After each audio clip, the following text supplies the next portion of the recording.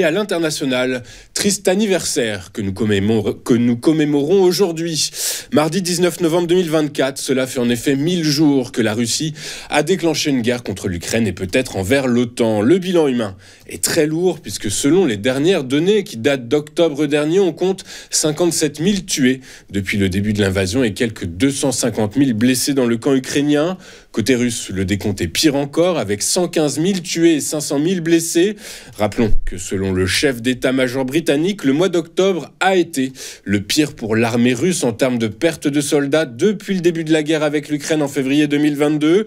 Une moyenne d'environ 1500 soldats russes ont été tués ou blessés par jour en octobre et cela va empirer puisque la Russie accélère sa progression ces derniers mois. Pour autant, peut-on dire que Vladimir Poutine a atteint ses objectifs ? Eh bien, les experts s'accordent à dire que non, puisque le Kremlin, je vous le rappelle, voulait prendre Kiev en quelques jours. Dès lors, un cessez-le-feu est-il encore possible ? Difficile à dire, tant les deux camps ne semblent pas en mesure d'emporter une victoire rapidement. La solution pourrait venir alors des États-Unis, puisque Donald Trump a fait de la paix en Ukraine un argument électoral durant la campagne aux États-Unis. Le président élu, qui ne souhaite plus financer l'effort de guerre ukrainien, pourrait entamer rapidement des négociations ou au contraire chercher à équilibrer le rapport de force entre Kiev et Moscou. Toujours à l'international, le président américain serait-il en train de jeter de l'huile sur le feu à 2 mois de la passation avec Donald Trump ? Hier, à la surprise générale et après des mois de complaintes ukrainiennes, Joe Biden a autorisé l'Ukraine à frapper la Russie en profondeur avec des armes américaines, plus précisément des missiles d'une portée de 300 km.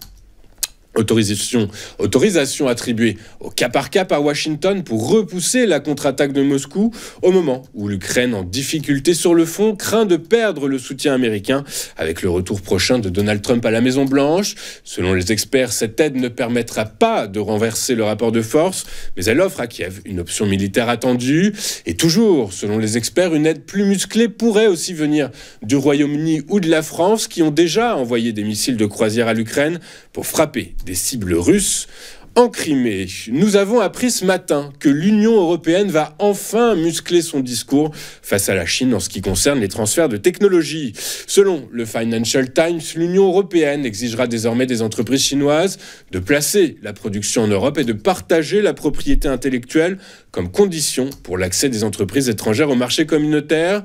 Selon le média américain, l'Union européenne cherche à protéger les entreprises du bloc soumises à des normes environnementales strictes, à renforcer leur compétitivité.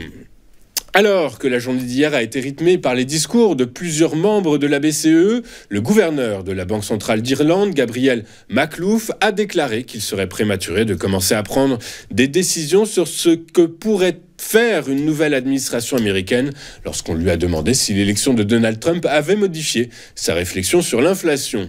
Il a par ailleurs affirmé qu'il n'y a aucune urgence à abaisser les taux d'intérêt à un rythme plus rapide.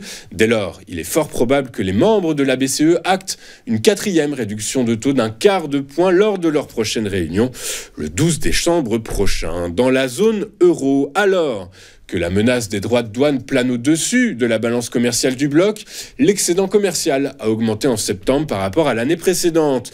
Il est passé de 9,8 milliards d'euros en septembre 2023 à 12,5 milliards d'euros au même mois de cette année, mais alors que l'instauration de nouveaux tarifs douaniers pourrait marquer un tournant dans le commerce mondial, certains économistes s'attendent à une hausse des importations aux États-Unis en provenance de l'Union européenne avant la mise en œuvre des mesures protectionnistes de la nouvelle administration américaine. Notons à ce sujet que pour l'ensemble de l'Union européenne, les exportations vers les États-Unis ont bondi de près de 9% sur un an en septembre. Avant de parcourir les performances des principaux actifs mondiaux lors de la séance d'hier, jetons un œil aux principaux sujets à suivre cette semaine. Et aux États-Unis, alors que la saison des résultats n'est pas encore tout à fait terminée, la planète finance aura les yeux rivés sur Nvidia demain. Tesla sera également à surveiller. Et je vous rappelle que vendredi dernier à la clôture, 460 entreprises du S&P 500 avaient déjà publié leurs résultats pour ce trimestre, dont 76% ont dépassé les prévisions. un ratio cependant légèrement inférieur à celui des derniers trimestres. En Europe, les investisseurs surveilleront la publication du CPI demain et les indicateurs d'activité avancés vendredi. Le PIB allemand pour le T3 sera également à surveiller de près. Attardons-nous un moment maintenant sur ce qui s'est passé hier sur les principales places financières de la planète. Et en Europe, les marchés financiers ont ouvert la semaine sur une note contrastée. À Paris, après avoir évolué en début de séance dans le rouge, le CAC 40 a fini en territoire positif, bien aidé en cela par les titres Société Générale et Renault.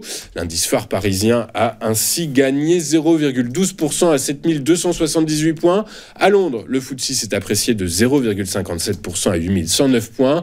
À Francfort, le DAX par contre n'a pas suivi la même tendance que ses homologues européens. Il a reculé de 0,18% à 19 176 points. À Wall Street, après l'euphorie née de la victoire de Donald Trump, les marchés financiers se ressaisissent et mettent en perspective nomination dans la nouvelle administration et changement de politique attendu. Après avoir fini la semaine dernière dans le rouge, les principaux indices actions ont poursuivi sur leur note d'hésitation hier. Le Dow Jones a reculé de 0,13% à 43 389 points. Le S&P 500 a glané 0,39% à 5 893 points. Quant au Nasdaq, il a lui pris 0,6% à 18 791 points. En Asie, ce matin, le Nikkei a fini en hausse de 0,51% à 38 414 points. Sur le Forex, le dollar cède du terrain alors que les cambistes modélisent enfin, si je puis dire, le caractère inflationniste de la politique de Trump. L'euro a gagné hier 0,42% à 1,0585 $. Sur le marché des taux souverains, les opérateurs se sont montrés plutôt prudents hier. Le Bund à 2 ans a gagné 2 points de base à 2,37%. Le Bund à 2 ans a lui pris un peu plus de 4,5 points de base à 2,166%.